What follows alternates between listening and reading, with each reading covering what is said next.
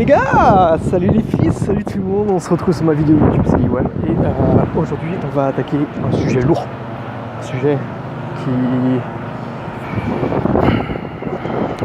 qui touche la plupart d'entre nous, qu'on le sache ou pas, la constipation, etc. La colopathie fonctionnelle. Qu'est-ce que c'est que la colopathie fonctionnelle? Et je vais vous raconter un petit peu ma vie sur cette vidéo, parce que ça fait partie de, pas ma vie, mais un petit peu ma vie, mais voilà, c'est des problèmes que j'ai eu, et c'est pour ça que je fais aussi attention à ma santé, à mon alimentation, et puis le petit bonus c'est le sport. Là je me dirige vers la musculation. Et ce que j'ai à vous donner comme info à propos de la colopathie fonctionnelle, c'est que d'abord, pour parler un petit peu de moi, c'est que ce sont mes problèmes, les problèmes qui me touchent personnellement, donc voilà pourquoi c'est important pour moi et important d'en parler. Parce que les intestins, voilà, ça agit sur votre énergie d'une manière extraordinaire. Donc si vous souhaitez être en santé, si vous souhaitez être énergique, il faut prendre soin de vos intestins, hein, parce que on dit le deuxième cerveau, on dit que système entérique, etc. C'est pas pour rien, c'est parce qu'il y a autant de neurones dans les intestins qu'il y a dans le cerveau d'un chien.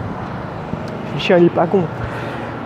Donc vous pouvez pas ressentir tout votre système nerveux, etc. Parce que si à chaque fois les aliments passaient et que ça vous infectait, vous brûlait, ou l'intestin irritable, etc. Vous connaissez, et c'est ça la colopathie fonctionnelle, c'est que ça vous irrite des intestins, certaines parties se sont refermées de vos intestins à cause des spasmes, donc spasmes intestinaux, quand un aliment qui passe n'est pas bon, ou que vous avez un problème au niveau de la combinaison alimentaire, que ça crée des fermentations, etc. Pouf, l'intestin se referme sur lui-même. Qu'est-ce que ça procure? Ça procure que tout simplement il va se refermer sur lui-même, parce que c'est un spasme musculaire. Voilà, c'est un peu pour se protéger, un petit peu pour essayer d'évacuer plus simplement, parce que tout ça est dû au péristaltisme intestinal. Qu'est-ce que c'est le péristaltisme intestinal? C'est une onde nerveuse qui parcourt tout l'ensemble des intestins, du début jusqu'à la fin, pour évacuer les déchets ou évacuer juste les matières en stagnation dans les intestins. Pourquoi c'est important de parler des intestins et de la nourriture? Parce qu'on ne veut pas des aliments qui restent stagnants dans nos intestins pendant un bail, et qu'une fois par exemple on découvre notre corps et on a envie un petit peu de voir ce qu'il y a dedans, pouf, on retrouve des matières noires fécales qui sont restées collées pendant des périodes, je sais pas, je peux pas les compter, peut-être 10 ans, des matières en stagnation dans les intestins qui partent pas. Et là vous êtes choqué. Si vous voulez aller faire vos recherches sur internet, mettez conséquences mucus intestinales, etc. Colopathie fonctionnelle, ça touche énormément de personnes. C'est quelque chose qui est important, de toute façon, qui est important. On n'en est pas souvent conscient, parce qu'on a des pertes d'énergie, on se dit « Ah, j'ai des variations d'humeur aujourd'hui, etc. » Ouais, ça peut agir à cause du stress, etc. Mais sachez que la colopathie fonctionnelle, elle va amplifier votre stress. Il n'y a pas que les petits, je sais plus comment le dire en français, mais les stimuli extérieurs qui vont agir sur vos émotions et votre humeur. C'est aussi votre corps. Il y a des personnes, jamais vous arriverez à les toucher ou à les perturber, etc. parce qu'ils prennent soin d'eux, et que ils ont du détachement, donc psychologique, etc. Donc ça joue sur l'anxiété et le stress, comme on disait, extérieur, et c'est le cerveau quoi. Mais aussi sur les intestins, ils prennent soin d'eux, du coup pas de fermentation intestinale, pas de mauvaise combinaison alimentaire qui crée des fermentations, qui crée de l'inflammation, qui crée de la putréfaction, etc. Un corps au top, donc pas de variation du pH sanguin, et un pH au top. Soyez pas trop alcalin, comme je l'ai dit dans la vidéo de l'acido-basique, mais faites attention à vous. Colopathie fonctionnelle, comment s'en débarrasser, comment s'en soigner, comment faire que ça puisse bénéficier à notre corps? C'est tout simplement, faites des tests sur vous. Renseignez-vous sur deux trucs, c'est les indices, l'indice des aliments PRAL ou aliments acido-basiques. Essayez d'aller dans l'alcalinité, mettez pas votre corps dans les mauvaises conditions, mais c'est pas tout.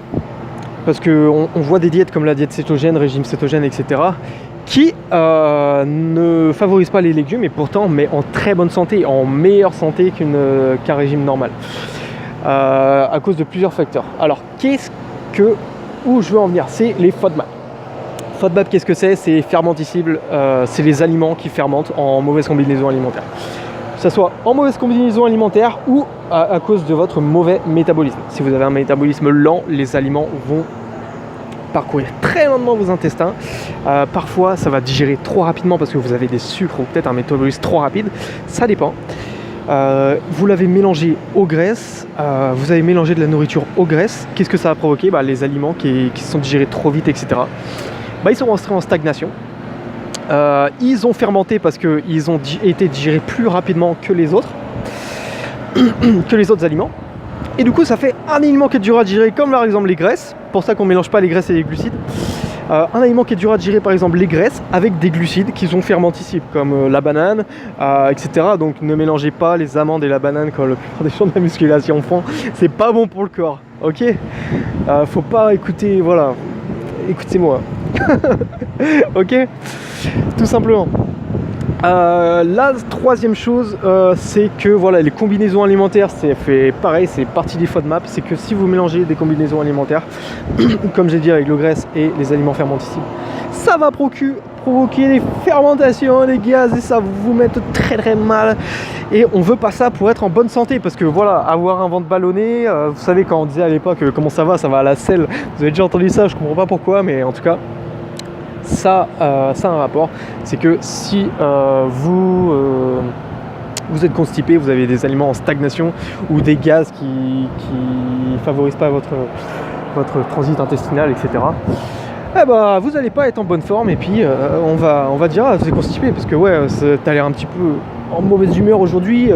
Non, parce que tout le monde est bon au fond, tout le monde est gentil, tout le monde est adorable, mais c'est juste qu'il y a des stimuli extérieurs, des conséquences extérieures, je trouvais le mot, qui font effet sur nos émotions et notre humeur, et aussi des conséquences intérieures. C'est pour ça que les 6 repas en mélange de graisse et glucides, moi je conseille pas, et moi je conseille plutôt 3 ou 2 repas par jour.